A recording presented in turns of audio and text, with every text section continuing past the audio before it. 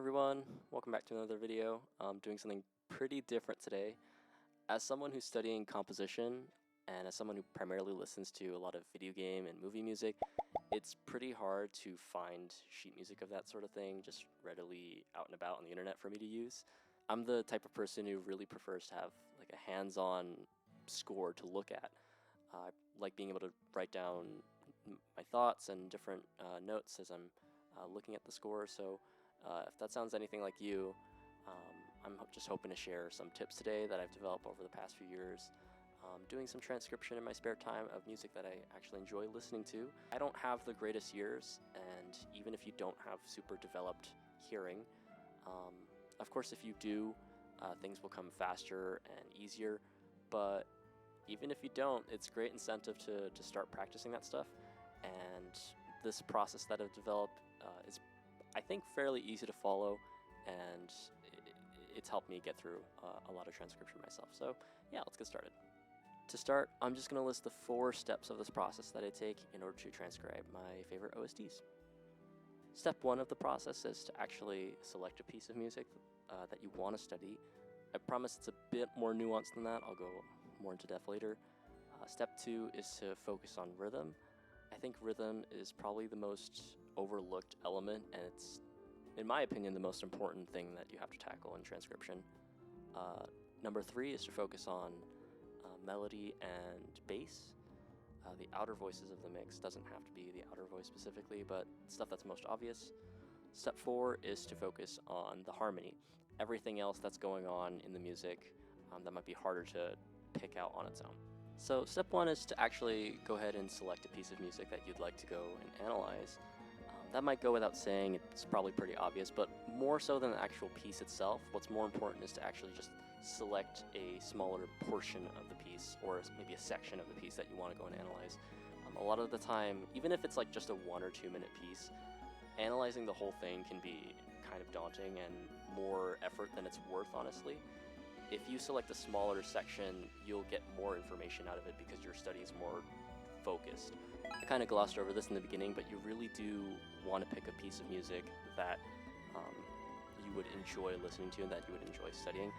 You'd be surprised. A lot of the time, people, like when I was in college, we'd all pick pieces that we wanted to study because we thought it would make our orchestration better, or we thought that it would make our harmony better, or whatever. But it's really not about that. It's about finding something that you enjoy studying, because chances are everything that you study about that piece will get better the more that you transcribe it. If it's something that you legitimately enjoy listening to, you're bound to get more out of that information than if you're to just force yourself to study something for whatever arbitrary reason. Of course, I'm not saying you should never study pieces purely for academic merit or academic purpose, but whenever you're free, it's better to pick something that you enjoy listening to. So the second step of the process is to focus entirely on rhythm. This is probably the step that I see gets overlooked the most when people ask me, hey, I'm having trouble transcribing this really complicated lick or this really complicated melody or texture or whatever. Melody cannot exist. Melody and bass lines cannot exist without some kind of rhythm driving them forward. And so when you skip that step, it becomes a lot more difficult to transcribe anything. Always isolate first. When I was going through college, and we were going through our ear training exams, they would have separate sections for pitch and for rhythm.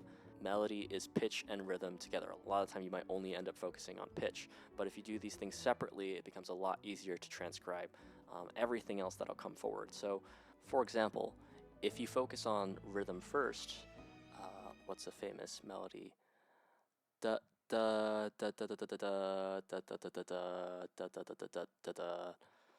That you could probably recognize that as the Zelda melody or the main Zelda theme just on rhythm alone, even though I was just singing one pitch the entire time. Whatever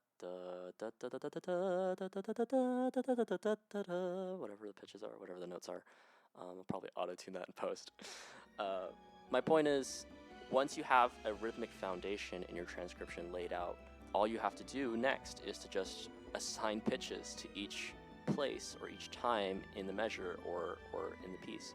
It becomes a lot easier to transcribe everything that's happening in the music because you first establish what's going on rhythmically. Think about it like a muffin tray, where someone had to first go ahead and decide how tall and wide they wanted the muffins to be, what kind of shape they want the mold to be, in order for someone else to come along and then pour in their blueberry mix or chocolate mix, raspberry mix, whatever. I'm comparing rhythm, the mold, this rhythmic framework that we're making first before we go and fill it in with different pitches, which can be the harmony, melody, bass, whatever. If you have your rhythmic framework first, all of that stuff becomes a lot easier. So now that we've established a rhythm to fill in, we can talk about step 3, which is melody and bass. Now, I bring these up together because a lot of the time when I'm transcribing a bass line or when I'm transcribing a melody, I'm often doing them together in tandem. If I, at any point, I ever get stuck on transcribing a bass line, there might be something in the melody that is guiding my ear towards what's going on in the bass or what's going on, or vice versa. If there's not a strict melody, I like to focus on what's happening in the outer voices. The reason I put a little bit more emphasis on that specifically is because those are oftentimes the most audible, obvious voices that you can listen out for if you're listening to a mix. If you think back to the common practice period and sort of the rules that came about in counterpoint and that sort of thing, you can get away with a lot more rule breaking, like direct fifths or weird voice leading in the inner voices, because they're just less obvious to the ear and they still sound fine, so no one will really notice. But the outer voices, a lot of the time, are what's most audible to the ear. So focus on what's most apparent to you first and try to focus more on what's happening melodically now that you've had the rhythm established, and what's happening in the bass. And a lot of the time those two will go hand in hand with each other, and your life will become a lot easier if you can figure out rhythm, melody, and bass first. Now for the last step of the process, which is harmony, and this is basically everything else in the music that you would need to transcribe. Music is 3 elements: melody, harmony, and rhythm. At this point, I don't really have any like secret tricks or anything to use. It's a lot of trial and error, but there are some, I guess, pieces of advice that might help facilitate the process of figuring out harmonies. At this point, it's really just trial and error and figuring out what works and what doesn't.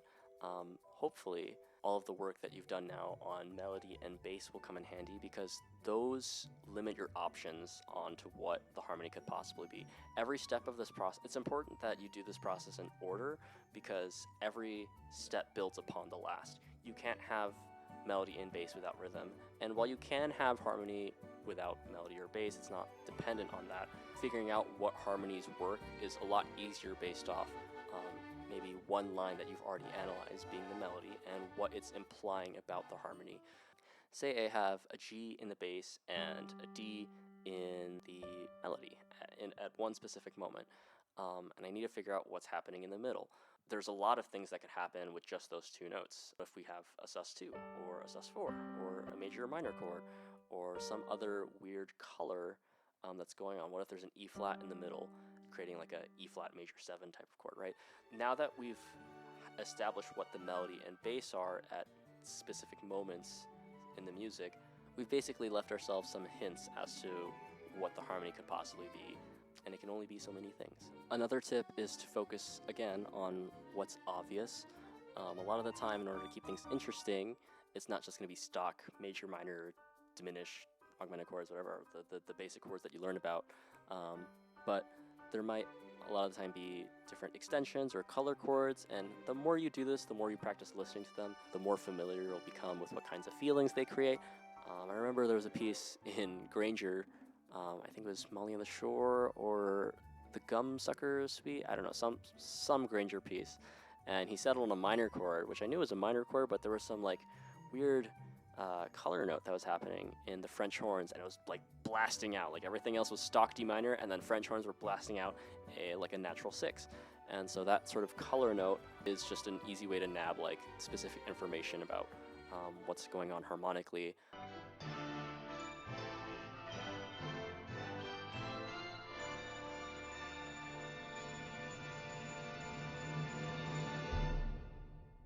You'll get a wider vocabulary of harmonic language the more you do this type of thing. It'll become easier to recognize that stuff the more that you transcribe music. So just as an example, I'm going to pull up an empty document here and just kind of walk us through that process really simply.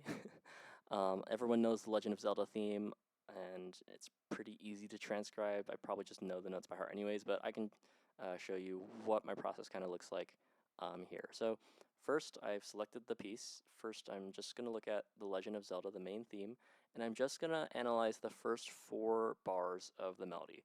So I've established what piece I'm looking at and how much of it I'm going to analyze. I'm not going to do the whole thing because I don't have the time for that, and it's just a small example. But yeah, let's just look at that.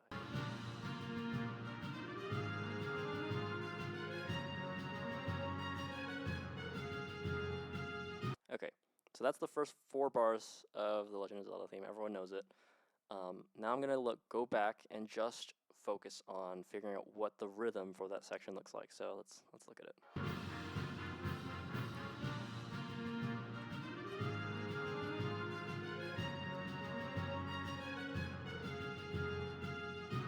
Okay, so this is what I'm hearing. I'm just going to put it in a snare drum. You don't have to do it on the snare drum. I just pulled it up for sake of example. Da, da,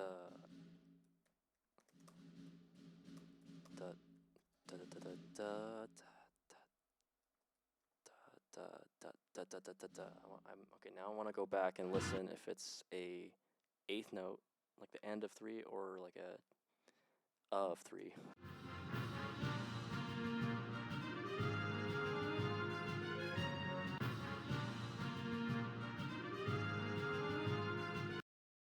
Okay, it sounds like it's the triplet to me.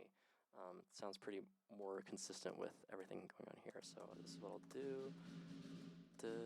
And then I know it does the same thing. 2, 3, and up, up, up, up. Yep, 3 and up, up, up, up, up. Right.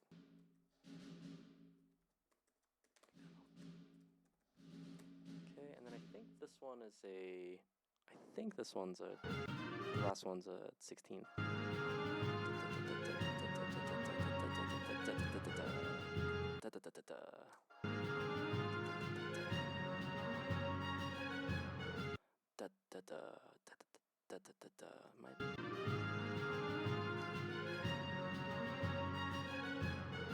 Maybe I'm wrong. Maybe it's just a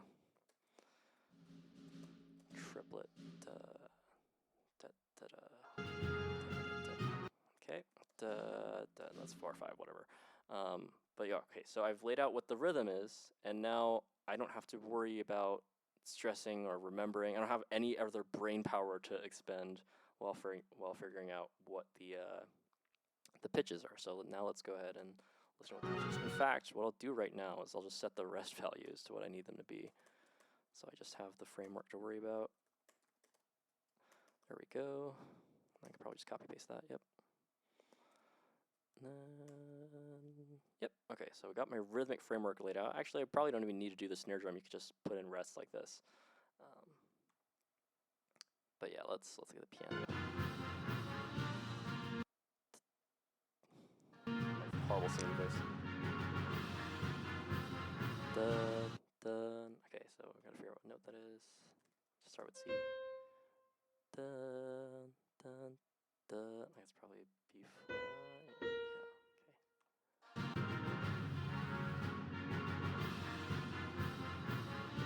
Yeah, it's B flat.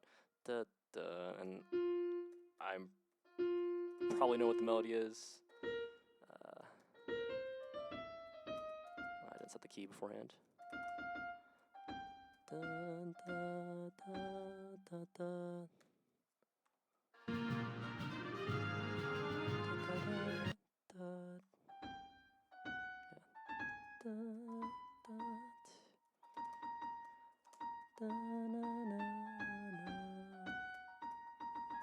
Yep. Okay. So that's the melody. Let's figure out what the bass is doing. It sounded pretty simple.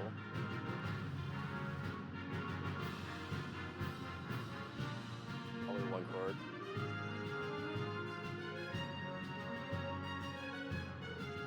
Yeah, it's just walking down.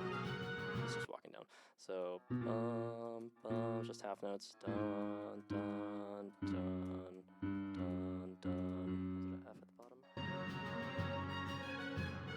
Yeah, just the bottom. Dun, dun. Okay, so now we've done the rhythm first, we've done the melody, and we've done the bass line. What's left? Harmony. So let's hear what that's about. You hear that second horn that's going on underneath the trumpet? Let's hear that.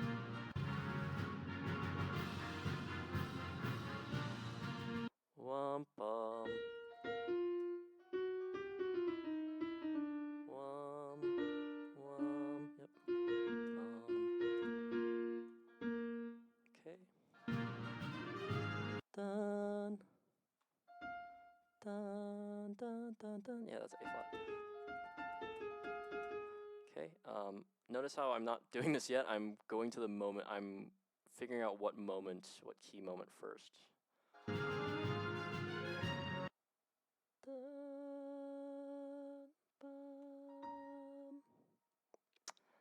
My pitch is horrible. Is that E flat?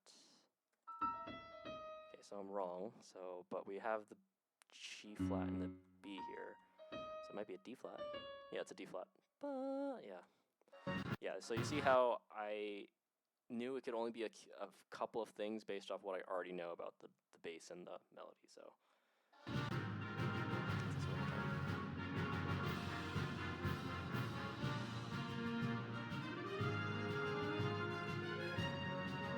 And so what I think is happening here is it's just climbing up the scale. Right here. It's just 6. Oh, B flat. Yeah, that sounds right. What's going on here? I'm guessing it's also 6 here.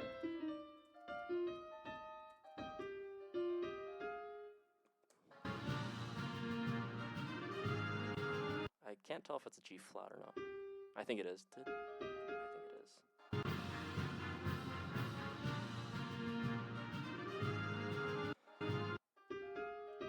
Let's just see if it's a G flat. Yeah, it's definitely not.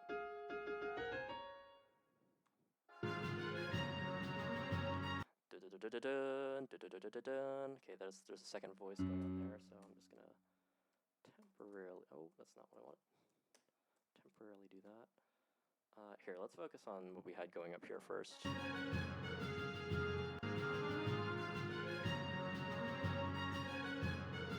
Sounds like it's just 6. That's probably a safe bet. Just makes sense.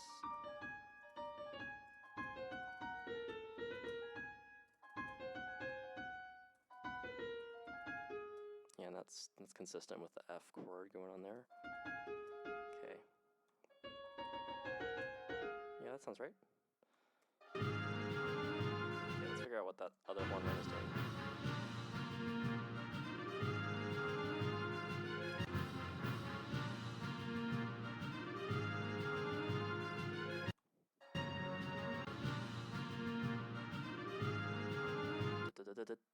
I can't. I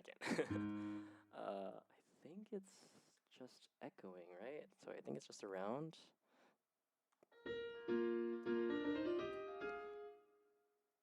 Rhythm again.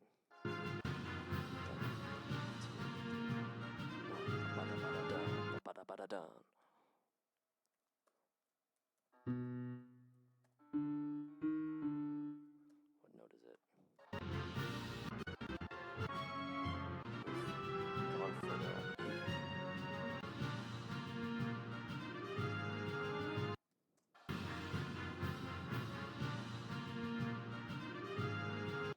Da-dum.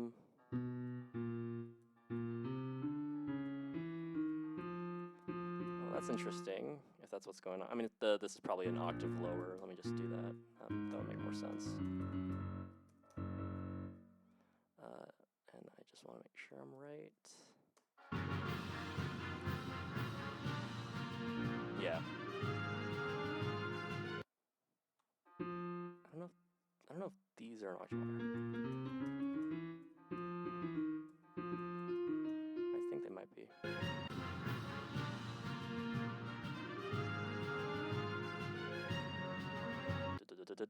And whatever, it's probably the same rhythm. Won't care too much about the nuance. Oh dear, what's happening? There we go. Okay.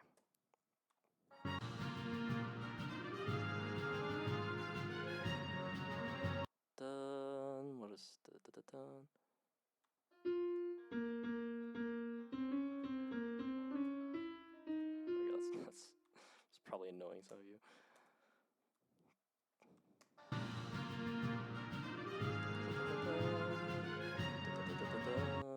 Dun.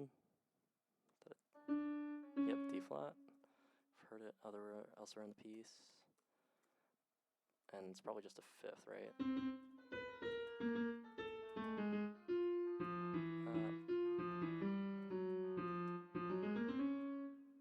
Maybe it's just G flat. Yeah, I think that's right.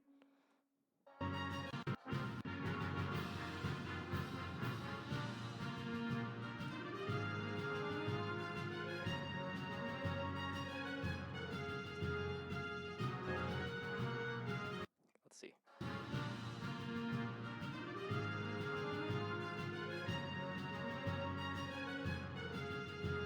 Okay, let's hear it. That's wrong.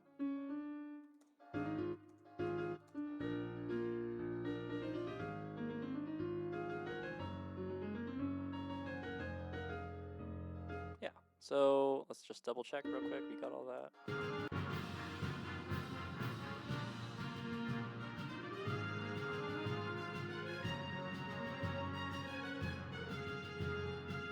Yeah.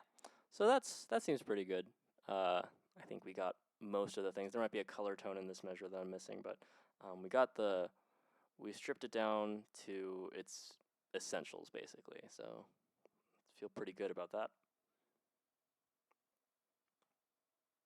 All right, so yeah, hopefully that helped being able to listen to and see how I go through that process of actually transcribing music. Again, things will differ between every person and everyone's at a different point.